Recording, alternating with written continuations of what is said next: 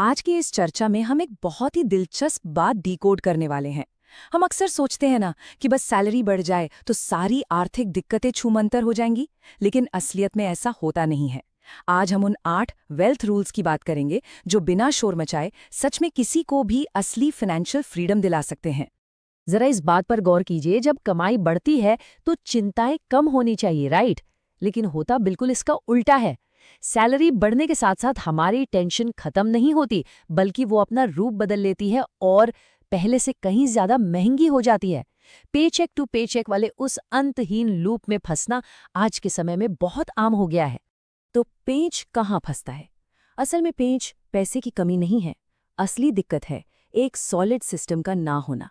बिना सही सिस्टम के होता यह है कि हमारी खराब आर्थिक आदतें हमारी बढ़ती हुई आमदनी के साथ साथ चुपचाप बड़ी होती चली जाती हैं। हम बस एक ऐसी ट्रेडमिल पर दौड़ते रहते हैं जो चल तो बहुत तेज रही है, लेकिन हमें पहुंचा कहीं नहीं रही।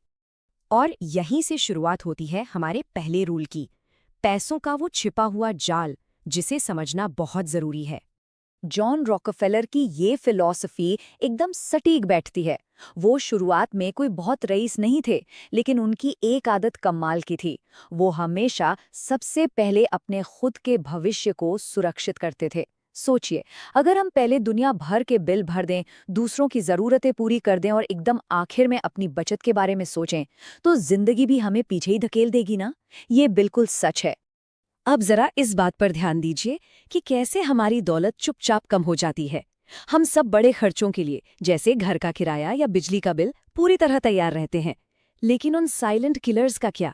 वो ऑनलाइन मंगाया गया खाना, वो सब्सक्रिप्शन जिसका पासवर्ड तक हमें याद नहीं है, या वो कॉफी जो सिर्फ इसलिए ले ली क्योंकि डिस्काउंट मिल रहा था। ये छोटी छोटी आदतें किसी दीमक की तरह हमारी दौलत को खा जाती हैं। और जो चीज़ मापी नहीं जाती, उसे कंट्रोल करना तो नामुमकिन है। तो अब आते हैं हमारे दूसरे रूल पर, बड़ी कमाई पर नियंत्रण। क्योंकि सिर्फ कमाना काफी नहीं है, लगाम हाथ में होना ज्यादा जरूरी है। एक गरीब सोच और अमीर सोच के बीच का अंतर बहुत गहरा होता है। गरीब सोच हमेशा तुरंत वाले लाइफस्टाइल अपग्रेड, भारी भरकम ईएमआई और समाज के सामने अमीर दिखने पर टिकी होती है। वहीं इसके बिल्कुल उलट, एक अमीर सोच वाले इंसान का पूरा फोकस इस बात पर होता है कि उसके आज के फैसले का अगले 5 साल में क्या असर होगा। दौलत बनाने का मतलब दुनिया को इम्प्रेस करना नहीं है। इसका मतलब है अपने लिए सांस लेने की जगह बनाना और जिंदगी के विकल्प तैयार करना। इसे ऐसे समझते हैं, अक्सर जो इंसान बाहर से बिल्कुल साधारण दिखता है ना, असली गेम वही पलट रहा होता है। एक तरफ वो इंसान है जो एकदम नई चमचमाती कार में घूम रहा है, लेकिन भारी ईएमआई के बोझ तले उसकी गर्दन दबी हुई है। और दूसरी तरफ वो है जो आज भी अपनी पुरानी कार चला रहा है, लेकिन बचे हुए पैसों को बड़ी ही आक्रामकता के साथ इन्वेस्ट कर रहा है। बाहरी दिखावे और असली आज़ादी के बीच यही सबसे बड़ा फर्क है।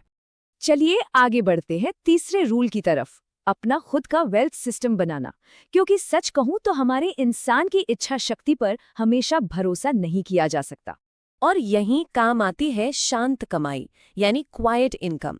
ये एक ऐसा तरीका है जिससे पैसा लगातार आता रहता है, चाहे इंसान वहां शारीरिक रूप से मौजूद हो या नहीं।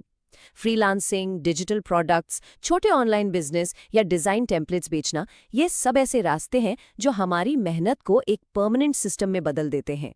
और जब कमाई के एक से ज्यादा रास्ते खुल जाते हैं तो जिंदगी से वो हारने का डर एकदम गायब हो जाता है। इस ऑटोमेशन सिस्टम को समझना बहुत दिलचस्प है। ये एक एकदम फूल प्रूफ तरीका है। स्टेप 1, जैसे ही कमाई अकाउंट में हिट करे, बिना कुछ सोचे उसका एक तय हिस्सा तुरंत दूसरे सेविंग अकाउंट में ऑटो ट्रांसफर हो जाना चाहिए। और हाँ, ये दूसरा अकाउंट ऐसा होना चाहिए जिसे रोज रोज छूना थोड़ा मुश्किल हो। फिर जो पैसा बच जाए उससे अपने रोजमर्रा के खर्चे चलाइए। ये एक ऐसा छोटा सा कदम है जो अचानक आने वाले लालच के आगे झुकने ही नहीं देता। अब बात करते हैं चौथे रूल की, एक उपभोक्ता यानी कंज्यूमर से मालिक बनने तक का सफर। हर महीने महज 500 रुपए निवेश करना सुनने में बहुत छोटी रकम लगती है ना, लेकिन ये कोई गणित का खेल नहीं है। ये अपनी पहचान को, अपनी आइडेंटिटी को हमेशा के लिए बदलने के बारे में है।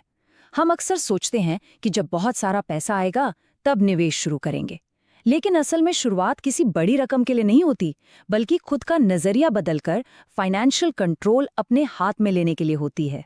वॉरेन बफे का ही उदाहरण ले लीजिए। शुरुआत तो उन्होंने भी एक बेहद छोटे निवेश से की थी, लेकिन सीक्रेट क्या है?